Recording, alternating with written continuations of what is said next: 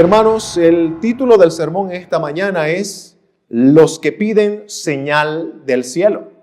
Y cuando hablamos de señales del cielo, muchos tal vez empezamos a pensar en esas noticias que a veces aparecen en las redes sociales, ¿verdad? Noticias de alguien que grabó con su celular algo que entre las nubes parecía una forma religiosa. Algunos con su celular pudieron captar una nube que estaba pareciendo a la forma de Jesús. Otros captaron con su celular que las nubes estaban formando tal vez a la Virgen María o tal vez algún ángel. Y algo que sale a relucir en este tipo de visualizaciones, ¿verdad?, es el corazón supersticioso del hombre. El hombre fácilmente se deja guiar, se deja llevar por el morbo, por la curiosidad de estas cosas. En los pasados domingos estuvimos viendo las reacciones de distintos grupos de personas ante la persona de Jesús y ante el mensaje que nuestro Señor Jesucristo predicaba. Algunos, cuando veían a Jesús a realizar muchos milagros, algunos le llamaban, por ejemplo, exorcista satánico, que fue uno de los mensajes de los pasados domingos, donde le atribuían a Satanás como la fuente del poder con el cual Jesús sacaba a los demonios.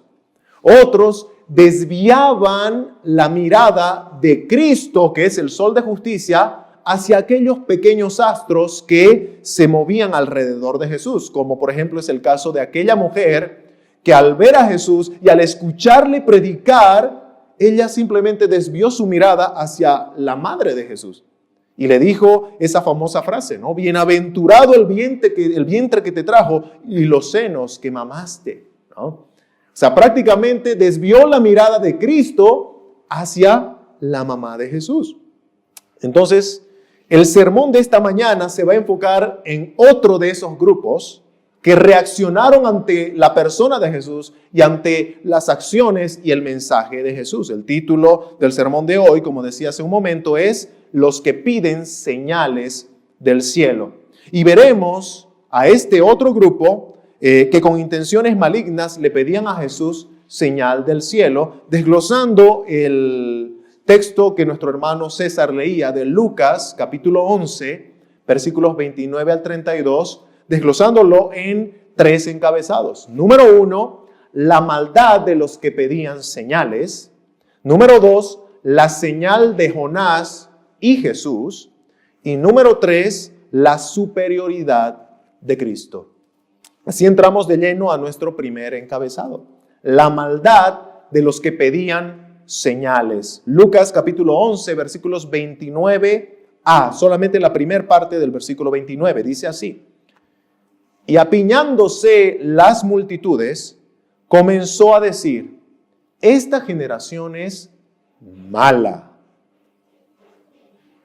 No es un secreto de Estado que el hecho de que Jesús, no es un secreto de Estado el hecho de que a Jesús le seguían muchas personas, ¿no? Un reflejo de eso es, por ejemplo, cuando Cristo hizo el famoso milagro de la multiplicación de los panes y peces, que se repitió en 2 ocasiones, ¿no? En el primer milagro, Cristo alimentó a 5,000 hombres con sus familias, y en el segundo milagro de la multiplicación de panes y peces, Cristo alimentó a 4,000 hombres con sus familias. Esa era la cantidad de personas que diariamente seguían a Jesús. En varias porciones de las Escrituras, se ve a Jesús casi sin poder moverse, sin poder trasladarse de un lado a otro con normalidad, porque las personas se amontonaban alrededor de él, lo empujaban, lo golpeaban. Así fue como sucedió con esta mujer que tenía flujo de sangre y por causa de la ley, ella era considerada inmunda y no podía acercarse a otras personas. Entonces, por causa de la multitud que rodeaba a Jesús, esta mujer aprovechó que nadie se percató de su presencia y fue y tocó el manto de Jesús. Así de caótica era la vida ministerial de Jesús. muchas multitudes, valga la redundancia, se apiñaban a él. El escritor Lucas dice, refiriéndose a esto en este texto, ¿verdad? Y apiñándose la multitud. Quiere decir, y mientras las multitudes aumentaban, es decir, que Jesús iba caminando y las multitudes se iban amontonando y amontonando. Pero aquí vamos a sacar algo importante para meditar, estimados hermanos. Aunque Jesús veía alrededor suyo diariamente multitudes apiñándose, Jesús no consideraba que su ministerio fuera un éxito solamente por las multitudes que le seguían. Claro que el ministerio de Jesús era un éxito y culminó siendo un éxito, pero no por las multitudes. Recuerden que en el libro de los Hechos, la iglesia comenzó con 120 personas reunidas en el nombre de Jesús. No era una multitud como los 5,000 del primer milagro o los 4,000 del segundo. Más bien te hacen preguntar, ¿y dónde estaban ellos cuando la iglesia estaba reunida solo con 120 personas? Pero el ministerio de Jesús fue un éxito, aunque empezó en Hechos capítulo 1 solo con 120. Las multitudes no ratifican el éxito de un ministerio, hermanos. Las multitudes muchas veces son engañosas. El ministerio de Jesús termina siendo un rotundo éxito, aunque solamente eran 120 creyentes reunidas en su nombre en Hechos 1. Jesús sabía que muchos le buscaban por los panes y los peces. Muchos seguían a Jesús solamente por el milagro, pero cuando escuchaban el mensaje de Jesús, lo rechazaban diciendo, dura es esta palabra, ¿quién la puede oír? Y dándose la vuelta, se iban. Hoy en día muchas personas buscan de Jesús solamente los favores.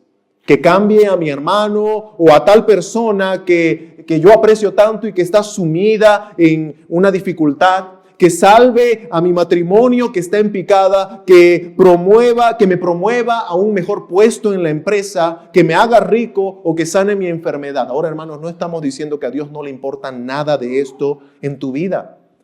Pero el problema está cuando nosotros buscamos los favores antes que a la fuente de donde salen estos favores, que es Dios mismo. Cuando escuchan el evangelio de Jesús, tales personas que buscan a Jesús como un milagrero, cuando escuchan el mensaje de Jesús, que va directamente a calar en sus corazones como un trépano, ¿verdad? Algunos que tal vez conocen del tema de perforación de tierras, sobre todo los que tienen un poquito de conocimiento del trabajo de los petroleros, ¿verdad? Los trépanos perforan la tierra para llegar hasta lo más profundo y sacar el mineral, la riqueza que hay ahí, ¿no? Bueno, cuando el evangelio es predicado, cuando el mensaje de Jesús es predicado, perfora, cala el corazón, como dice la Escritura, refiriéndose a la Sagrada Escritura, es como una espada que traspasa el ser hasta lo más profundo. Y muchos, al sentir el dolor de esa espada, huyen y dicen, dura es esta palabra, ¿quién la puede oír? Yo solamente quiero el favor, no me hables de mi pecado, solamente quiero solución a mi problema. Están buscando al milagrero, pero no al Salvador y Señor. Yo te insto en esta mañana a analizar las intenciones por la cual buscas a Jesús. ¿Lo buscas como Salvador de tu alma, como Señor de tu vida, o solo como el milagrero? ¿Lo buscas como el Señor de tu vida, o solo como han dicho muchos autores, como el genio de la lámpara, que cumpla mis deseos ambiciosos, egoístas y malvados? Y bueno, luego de llevar una reflexión con este tema de que las multitudes son engañosas, porque siguen muchas veces con intenciones engañosas a Jesús, vamos a ver sobre este tema de la maldad del ser humano, porque es algo que también está en nuestro texto. Lucas 11:29 dice, esta generación es mala. Jesús, hablando de la generación de su tiempo, la califica como una generación mala, malvada.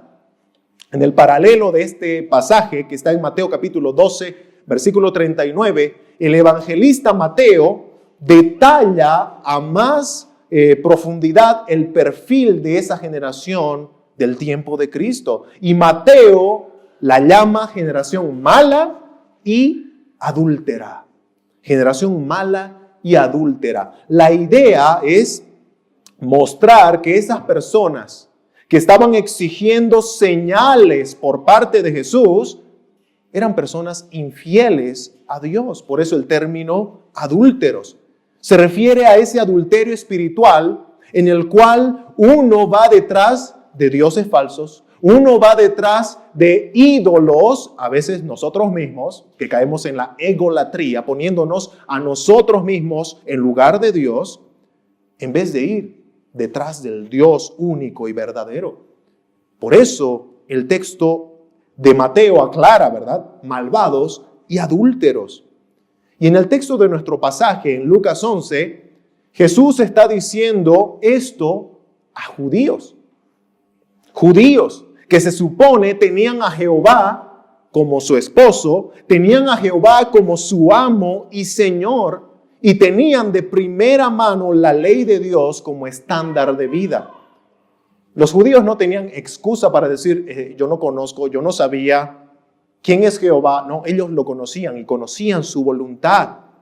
Pero ellos, aún así, conociendo a Dios y su voluntad, ¿qué hacían con la ley de Dios? Y Cristo muchas veces tildaba a los fariseos, ¿verdad?, a ese grupo religioso que eran sus detractores, de hipócritas. Porque ellos, conociendo la ley, manipulaban la ley, tergiversaban la ley para ellos hacer su propia voluntad. Por eso Jesús les llama malos, malos. Pero esta no es una realidad solamente de las personas del tiempo de Jesús. ¿No? A veces podríamos pensar, ay, esas personas del tiempo de Jesús eran tremendas, ¿no? Porque Jesús estaba hablando de las personas de su generación. Ellos eran malos. Pero no, hermanos, algo que vemos a la luz de toda la Escritura es que lo que Jesús está refiriéndose a su generación se aplica a todas las generaciones. Todas las generaciones de la humanidad son malvados, pecadores. El ser humano, después de la caída en pecado en el huerto del Edén, está completamente inclinado al pecado. Hay una doctrina que se refiere a esto y se llama la depravación total del hombre. Y a veces nos puede parecer un poco ruidoso ese término, ese perfil para referirse al hombre, ¿verdad? ¿Cómo que el hombre está completamente depravado? Y empezamos a hacernos ideas en nuestra mente para rechazar esa doctrina bíblica. Y es que pensamos a veces cuando escuchamos que el hombre es completamente depravado, como si el ser humano andaría de aquí para allá como un dragón que está sacando fuego por sus narices en todo momento, ¿verdad? Para mí eso es completamente depravado, que está... No. No, hermanos, no se refiere a eso, no se refiere a eso. El hombre es capaz de hacer buenas acciones, y voy a poner este término entre comillas, ¿no? El hombre hace buenas acciones. Y vemos muchas veces a través de noticias a personas que con actos heroicos han hecho alguna u otra cosa, ¿verdad? Ahora en nuestro tiempo, con todo esto de los incendios, hemos visto cómo bomberos, personas voluntarias han ido al lugar de incendios a apagar incendios, a salvar animales, salvar personas que estaban sus casas siendo incendiadas. El hombre es capaz de mostrar una aparente bondad. Hace buenas acciones. Pero hermanos, el término de esta doctrina, depravación total, no niega que el hombre pueda mostrar algunas acciones aparentemente buenas, sino que habla de que muchas de esas acciones que el hombre muestra son en su gran mayoría, yo diría que en su totalidad, guiadas por un corazón engañoso, porque al final eso es lo que dice la Escritura en en el Antiguo Testamento, que nuestro corazón es engañoso y perverso. Y cuando nosotros actuamos, aunque nuestras acciones muchas veces son buenas exteriormente, las intenciones de nuestro corazón son pecaminosas y están manchadas por nuestro pecado, estimados hermanos. Dice el profeta Isaías, hablando sobre esto, Isaías capítulo 64, versículo 6. Todas nuestras justicias, y se dan cuenta que Isaías no está negando que el hombre pueda expresar ciertas justicias, todas nuestras justicias, y que dice Isaías, son como trapos de inmundicia. El hombre puede expresar ciertas justicias, pero son justicias embarradas por el pecado. Son justicias que están manchadas por el corazón depravado del hombre. Las mejores acciones del hombre pecador, los hechos más filántropos y bondadosos del ser humano son como trapos, los trapos más inmundos que tú puedas imaginarte. Así son presentados delante de Dios. Por eso Pablo, inspirado por el Espíritu Santo y hablando de la condición espiritual del ser humano natural, dice en Romanos capítulo 3, versículo 11 al 12, no hay justo ni aun uno. No hay quien entienda, no hay quien busque a Dios. Cuando vamos leyendo esto, ¿será que nos va apareciendo la imagen de un hombre filántropo, bondadoso, que en todo momento está haciendo actos heroicos? No. Y Pablo está refiriéndose aquí a toda la humanidad. No hay justo ni aun uno. No hay quien entienda, no hay quien busque a Dios. Todos se desviaron, aún se hicieron inútiles. No hay quien haga lo bueno. No hay ni siquiera uno. Oh, Pablo está mostrando algo revelador aquí, que no está contradiciendo lo que dice el profeta Isaías, sino lo está reforzando. Esas aparentes justicias que el hombre pueda hacer son consideradas no como algo bueno. Pablo dice, no hay quien haga lo bueno, no hay ni siquiera uno, porque están impregnadas por nuestro pecado. Por eso es que Jesús llamó generación malvada a las personas de su tiempo. Y esa es una realidad para toda la humanidad. Toda la humanidad está completamente depravada. Toda la humanidad es malvada y pecadora. Y así entramos a nuestro segundo punto. La señal de Jonás y Jesús. La señal de Jonás y Jesús. Lucas capítulo 11, versículos 29b al 30. Dice así. Esta generación malvada y adúltera demanda señal, pero señal no le será dada, sino la señal de Jonás. Porque así como Jonás fue señal a los ninivitas, también lo será el Hijo del Hombre a esta generación. Lucas, que es el escritor de este evangelio, ya nos había mencionado en el versículo 16 con qué intenciones malvadas se acercaron estas personas a Jesús para pedir señal. Dice Lucas 11:16. Otros, para tentarle, le pedían señal del cielo. Así que no eran intenciones puras. No. Hace algunos domingos atrás estábamos hablando cómo estas personas que formaban parte de los que le acusaban a Jesús de ser un exorcista satánico que sacaba demonios por el poder de Satanás, sin embargo, hipócritamente, estos mismos se acercaban a Jesús con las intenciones de Satanás. Porque ¿quién es el tentador? El diablo. ¿Y a qué se estaban acercando estas personas? A tentar a Jesús. Hipócritamente llamaban a Jesús siervo del diablo cuando ellos actuaban como el diablo, buscando tentar a Jesús.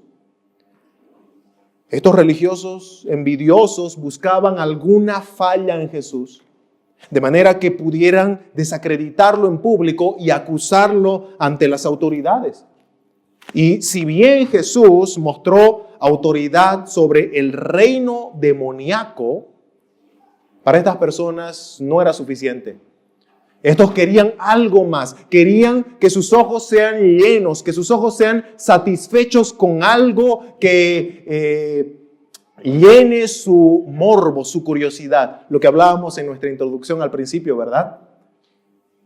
El hombre está inclinado, está como que atraído por las cosas que llenan su morbo, su curiosidad.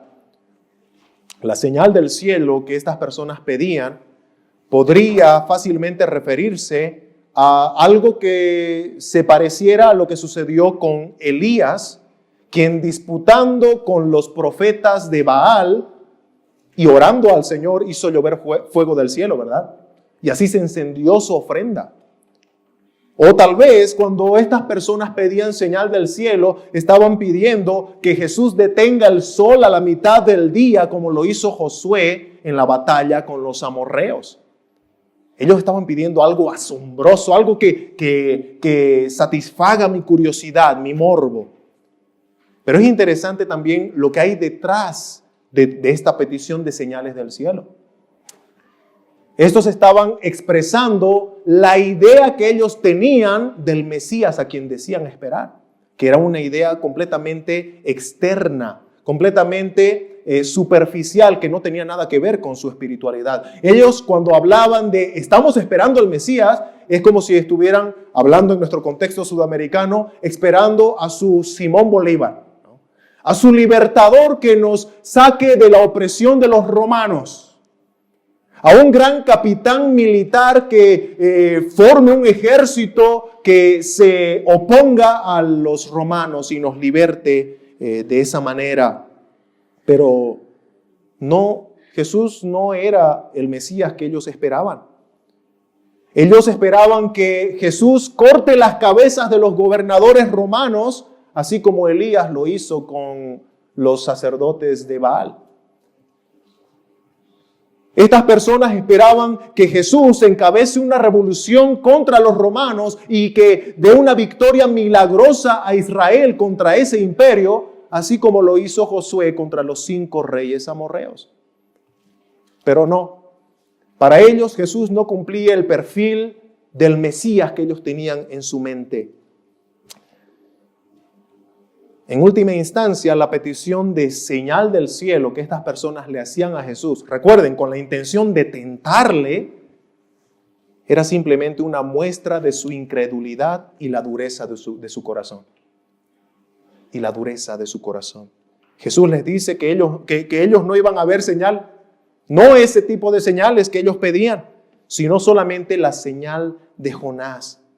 Jesús hace referencia a la muy conocida historia de aquel profeta que trató de escapar de la voluntad de Dios y en ese intento, por decreto divino, se lo tragó un gran pez, ¿no? Se lo tragó un gran pez. Dios le dijo que vaya para un lado, Jonás se fue para el otro en un barco y lo tiran al mar y se lo traga un gran pez. Y en ese pez, en el vientre del pez, estuvo por 3 días y 3 noches. Y finalmente, por decreto de Dios también, aquel pez lo vomita y Jonás termina yendo a donde no quería ir al principio y termina haciendo lo que no quería hacer al principio. Predicar la palabra de Dios. Aquel pueblo que para Jonás no merecía ser salvo. Pero Dios lo hizo hacer lo que al principio él no quería hacer.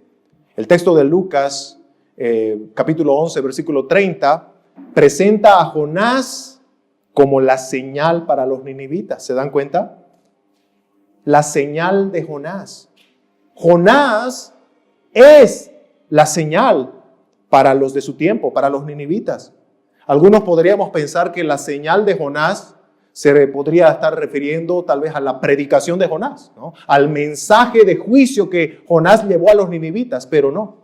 El texto que Jesús nos presenta nos dice que era Jonás la señal misma.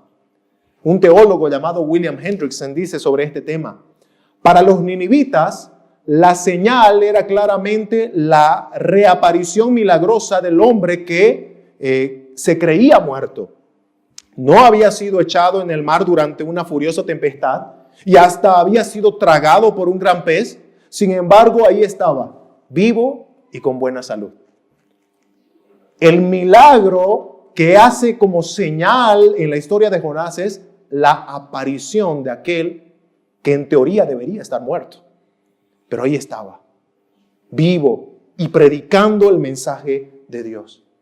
La señal de Jonás, de la cual Cristo habla para aplicarlo a sí mismo, no es otra cosa que una clara referencia a su resurrección de entre los muertos, luego de aquella muerte expiatoria en la cruz del Calvario. Cuando Cristo habla de la señal de Jonás aplicándose a sí mismo, estaba hablando de su resurrección. Y así como Jonás se convirtió en una señal de poder de Dios, quien lo preservó en el vientre del gran pez, y así como Jonás se convirtió en señal de la misericordia de Dios para con un pueblo que estaba bajo condenación y que ya estaba esperando su juicio, y así como Jonás se convirtió en señal de la gracia y paciencia de Dios para con un profeta desobediente, un profeta que estaba alejado de su voluntad, de la misma manera, Cristo Jesús es señal, la señal perfecta de quién es Dios en realidad, de manera que el apóstol Juan va a decir en Juan capítulo 1, versículo 18, que a Dios nadie le vio jamás, pero el unigénito Hijo que está en el seno del Padre, Él le ha dado a conocer.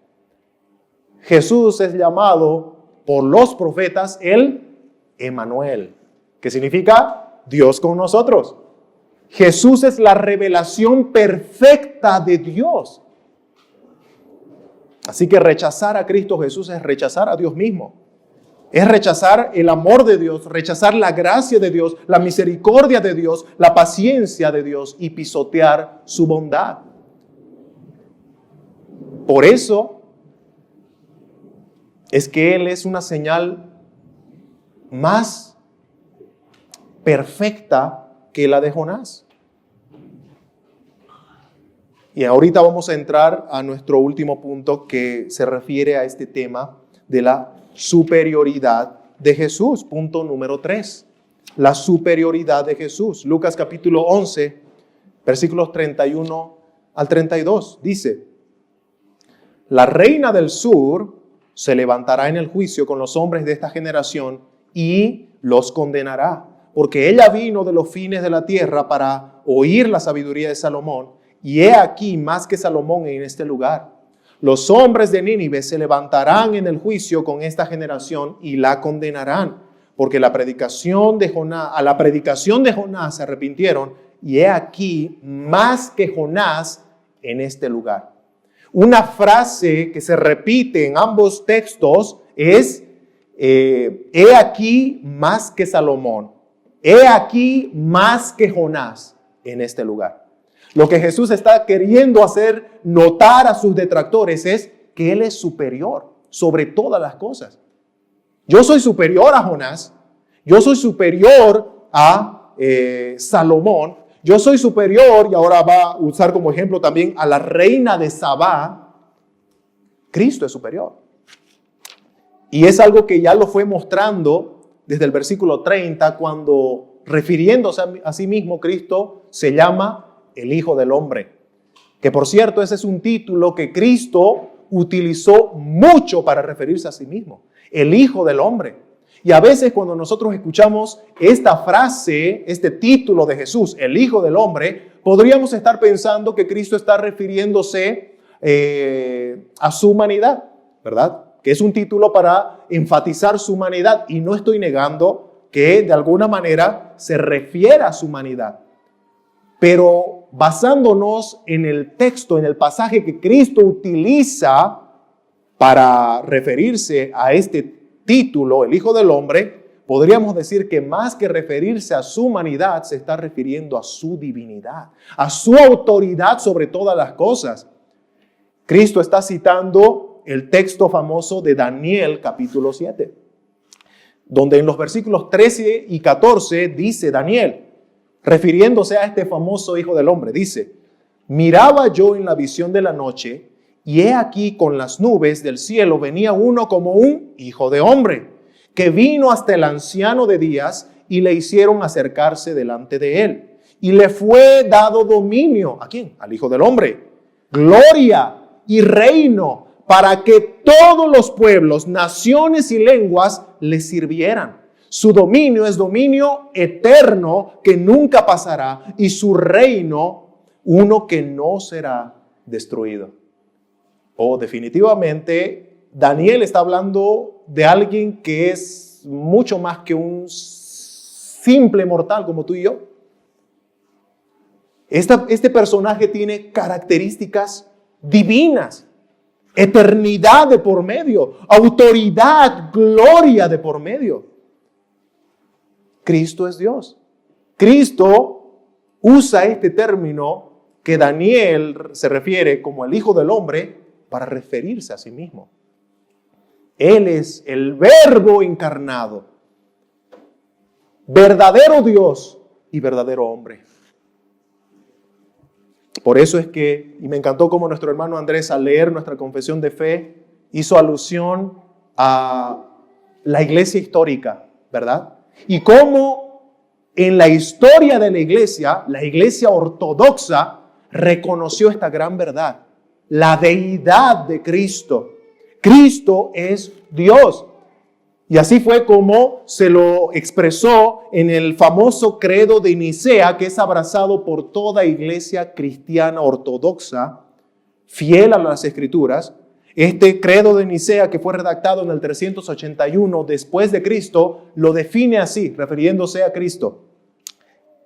Creemos en un solo Señor, Jesucristo, Hijo único de Dios, nacido del Padre antes de todos los siglos, Dios de Dios, luz de luz, Dios verdadero de Dios verdadero, engendrado, no creado, de la misma naturaleza del Padre, por quien todo fue hecho, que por nosotros y por nuestra salvación bajó del cielo.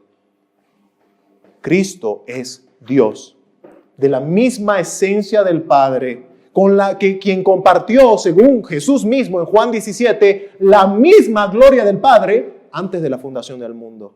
Cristo es Dios. ¿Cómo no va a ser superior a Jonás si Cristo es Dios? ¿Cómo no va a ser superior a Salomón si Cristo es Dios?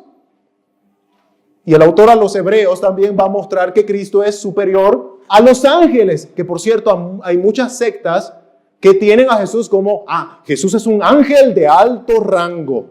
Jesús es Dios, no un ángel. Jesús es superior a los ángeles, dice el autor a los Hebreos. No, hay otras religiones, ¿no?, que tienen a Jesús como un buen profeta. Jesús fue un profeta, habló la palabra de Dios al pueblo y al mundo al quien vino a salvar, pero Jesús es más que un mero profeta.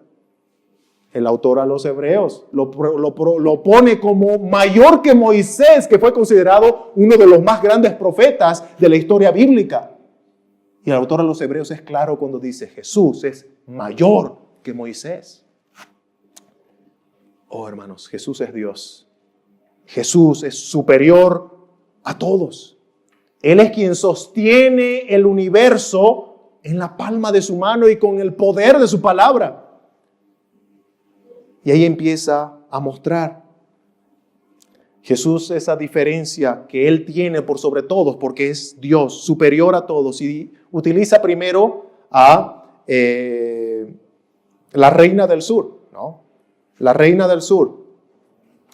Esta mujer, que es la reina de Sabá, y podemos encontrar su historia en Primero de Reyes, capítulo 10, y en Segundo Crónicas 9, esta reina va a escuchar la sabiduría que Dios le había dado al rey Salomón. Y es interesante que esta mujer se esforzó para venir desde tierras lejanas. Y es interesante la frase que Jesús utiliza para referirse de cuán lejos vino, ¿no? Jesús dice, de los fines de la tierra. Del fin del mundo. De ahí vino esta mujer para escuchar la sabiduría que Dios le había dado a Salomón. ¿Y por qué Jesús menciona a esta mujer? Bueno, Jesús quiere mostrar un contraste. Jesús no dice las cosas por decirlas. Jesús está hablando con esa generación malvada de su tiempo y ahora utiliza a la reina de Sabá para hacer un contraste. Mientras esta reina de Sabá emprendió con mucho esfuerzo un largo y agotador viaje, y ahí entre comillas y entre paréntesis les voy a decir que este viaje que esta mujer realizó era tan largo que era aproximadamente unos 2,000 kilómetros de distancia, que no habían aviones, no habían flotas, ¿no? Tenías que viajar en una carreta jalada ya sea por bueyes o caballos y por un camino que no era una carretera de doble vía, ¿no? 2,000 kilómetros en las peores circunstancias geográficas que tú puedas imaginarte. No había aire acondicionado en la carreta, obviamente.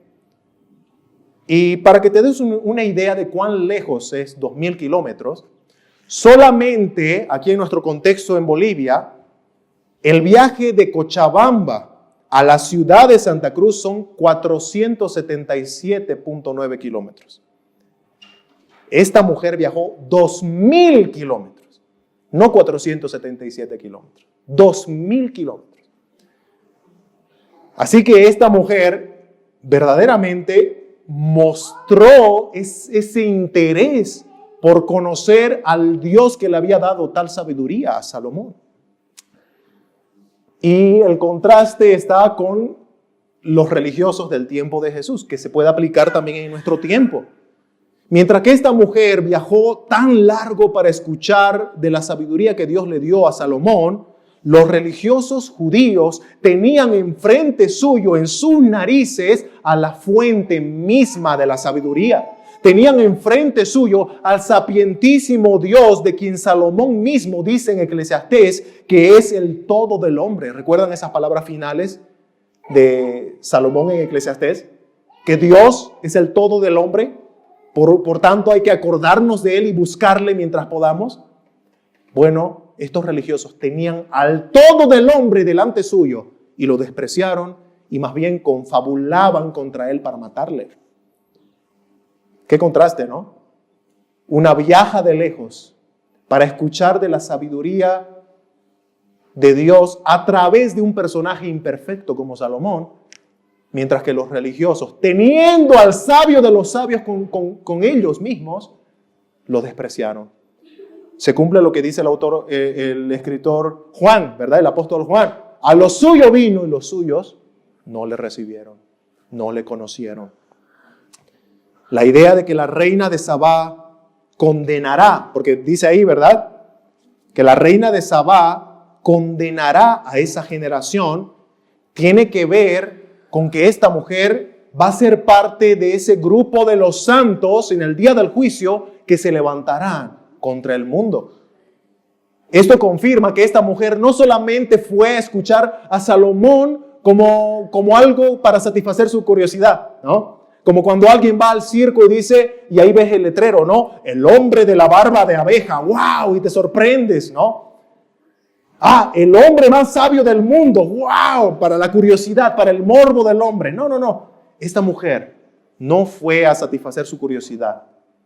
Este texto que Jesús menciona, que la reina de Sabá va a estar entre los santos en el día del juicio condenando a la generación malvada, nos comprueba que esta mujer conoció al Dios verdadero en esa visita a Salomón.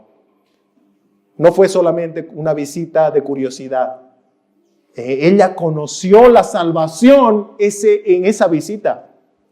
El apóstol Pablo dice en 1 Corintios 6:2, refiriéndose al juicio venidero y a nuestra participación en ese juicio, lo siguiente, 1 Corintios 6:2. ¿O no sabéis que los santos han de juzgar al mundo? Esto es algo interesante, ¿verdad? ¿Quiénes son los santos? Los creyentes. Todos los que hemos creído en Cristo Jesús como nuestro Salvador y ahora somos parte de la familia de Dios.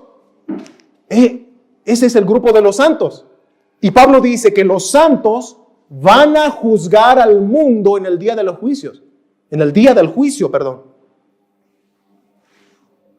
Vamos a juzgar. Pero ¿cómo vamos a juzgar al mundo? No lo sé. Pero esta es una verdad revelada en las Escrituras. Vamos a juzgar al mundo. Y dentro de este grupo de los santos que va a juzgar al mundo está la reina de Sabá. La reina de Sabá. También Jesús presenta un segundo ejemplo. Y estos son los hombres de Nínive. La historia de Jonás nos muestra que hubo un tremendo avivamiento en Nínive cuando Jonás fue finalmente, ¿verdad?, a predicar el mensaje de Dios.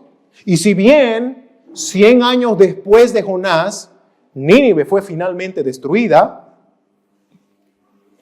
no obstante, estimados hermanos, la generación de ninivitas del tiempo de Jonás fueron salvos, porque ellos se arrepintieron de su pecado ante la predicación de Jonás.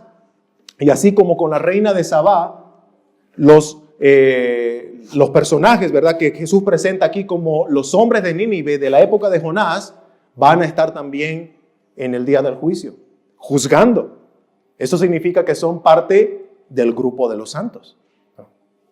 Creyeron verdaderamente al mensaje de Jonás, se arrepintieron de sus pecados. Pero aquí vamos a sacar una aplicación muy importante, hermanos. El punto que Cristo presenta aquí es que los ninivitas creyeron a la predicación de un profeta imperfecto. Un profeta que en un punto de su ministerio huyó de Dios. O bueno, pretendió huir, porque no podemos huir de Dios. Hay un salmista, ¿verdad?, que dice, ¿dónde me esconderé de tu presencia? Aunque vaya arriba a los cielos o abajo a la tierra o en el fondo del mar, ahí estás tú. No podemos escondernos de la presencia de Dios, pero Jonás mostró su imperfección como un siervo al pretender huir de Dios y de su voluntad. Pero aún así, ante la predicación de un profeta imperfecto y desobediente, Nínive se arrepintió. Nínive creyó en el mensaje de Jonás y fueron salvos. Pero ahora mire el contraste. Los fariseos estaban escuchando de la boca misma de aquel que es la palabra, el verbo, como lo presenta el apóstol Juan. Ellos despreciaron las palabras del verbo mismo y lo satanizaron y buscaron desprestigiarlo como profeta de Dios. Mientras que Nínive era un pueblo pagano sin conocimiento del Dios verdadero, más aún así se rindieron al mensaje de Jonás. Pero el pueblo de Israel, la generación del tiempo de Jesús, con todas las ventajas espirituales y milagros que podían de alguna manera reforzar el ministerio de Jesús ante los ojos de estas personas, ellos infravaloraron a Cristo y a su mensaje. Así que aquí Jesús termina mostrando que en todo sentido la generación malvada de su tiempo estaban rechazando a la mayor revelación de Dios, que es Cristo Jesús. ¿Y cuántas personas en nuestro tiempo hacen lo mismo? Rechazan a Cristo. Rechazan a Cristo. Es interesante cómo cuando nosotros recordamos aquella historia del rico y el Lázaro, ¿verdad? Y cuando el rico murió y se vio ya en el lugar de tormento, él queriendo volver, escucha las palabras de Abraham que le dice, no, nadie puede volver. Ellos tienen ahí a los predicadores en las sinagogas que escuchen a ellos. Pero es interesante cómo este rico va a, de alguna manera, expresar ese deseo de que pudiendo haber escuchado estando en vida no lo hizo. Pudiendo ahora él querer, ¿verdad? Ya en el tiempo de tormento, volver para decirles a sus familiares. Pero ya era demasiado tarde. Jesús va a mostrar que la generación malvada estaba rechazando a la mayor revelación de Dios. Abraham le va a decir a este rico, estas personas tienen que creer escuchando el mensaje, porque no van a creer, porque aunque se levante uno de los muertos, probablemente no van a creer. Y muchos hoy en día escuchan de Cristo, escuchan de su sacrificio, de su resurrección y no creen. Y están endurecidos. Conclusión, hermanos. La responsabilidad de predicar fielmente el Evangelio no debe cesar, no se debe detener aunque pase el tiempo y pasen las generaciones. Conforme las generaciones van pasando, tristemente lo que vamos viendo, no solamente en el mundo, sino también en las iglesias, es que se va diluyendo el Evangelio con la presuposición de que, pero yo creo que todos deben ser cristianos, ¿no? Es una iglesia, ¿cómo puede ser una iglesia en donde no haya cristianos? O es una familia cristiana, se supone entonces que nuestros hijos son cristianos, ¿verdad? Hermanos, esos son el tipo de presuposiciones que hacen que diluyamos el Evangelio y que descuidemos nuestra responsabilidad de predicar el Evangelio. Jonás predicó a una generación que mostró un genuino arrepentimiento, pero tristemente 100 años después, que estamos hablando aproximadamente de unas 2 o 3 generaciones después de Jonás, Nínive finalmente fue destruida y todos los que estaban ahí condenados. 3 generaciones después de Jonás. Aunque esta generación de Jonás se salvó, eso no aseguró la salvación de las siguientes generaciones. Nosotros vemos naciones a lo largo del mundo que empezaron con principios cristianos, pero que ahora son tristemente naciones que están abrazando ideologías lejos del cristianismo. Al contrario, son ideologías que son guiadas por su corazón libertino e inclinado al pecado. Tenemos que eso aplicar a nuestras propias familias. ¿Quién asegura que porque yo como papá soy cristiano, mis hijas son cristianas también? No, yo tengo que predicarles el Evangelio. Ellas necesitan escuchar y creer y correr hacia Jesús para el perdón de sus propios pecados. Así como Jonás, debemos dar testimonio de Cristo en nuestra generación. En nuestra generación. Y es interesante, ¿verdad? Cómo de donde partió el Evangelio en Medio Oriente, tristemente ahora es uno de los lugares más hostil al Evangelio. Empezando desde la misma Israel, ¿no? Israel, aunque tienen la Biblia, no creen en Jesucristo como el Mesías. Y el que no cree en Cristo no puede ser salvo. Porque Cristo es el único camino, la única verdad y la única vida.